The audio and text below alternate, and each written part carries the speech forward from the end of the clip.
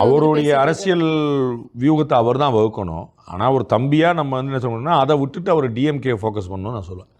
அது வந்து ஏன்னா இதில் ஒரு கெட்டிக்காரத்தன நெரேட்டிவ் இருக்குது. நான் ஏற்கனவே சொல்லியிருக்கிறேன். விஜய் அவர்களை சீமான் விமர்சிக்கிறார், ஸ்டாலினை விஜய் விமர்சிக்கிறார், மோடியை ஸ்டாலின் விமர்சிக்கிறார். நீங்க நல்லா புரிஞ்சுக்கிட்டீங்களா? எப்பயுமே நடக்கக்கூடிய விஷயம்.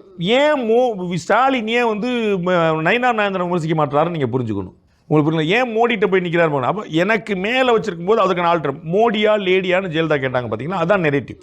எனக்கு மேலே ஒன்று பார்க்கும்போது என்ன நினைக்கிற மக்கள், அப்பா அந்த அம்மா வந்து 2014 ஆட்சிக்கு வந்துருச்சு, 2014 ஜெயிச்சதுன்னா வந்து ஆட்சியை பிடிச்சாலும் பிடிச்சிரும், மோடியா லேடியாக கிடச்சி அப்போ வந்துடும் ஜெயிச்சோம் 37 எம்எல்ஏ அவங்க வந்து நிற்குது, ஒண்டியாக வந்து நிற்கிறாங்க. உங்களுக்கு புரியுங்களா? அந்த நெரேட்டிவ் கான்ஃபிடன்ஸை கொடுக்குறது.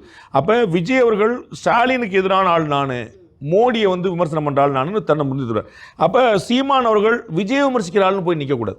நான் வந்து ஸ்டாலினுக்கான ஆல்டர்னேட் நான் தான், திமுக அதிமுகவை அம்பலப்படுத்தக்கூடிய நான் தான் சொல்லி சொன்னாங்கன்னா அவங்களுக்கான ஓட்டு கூடும்.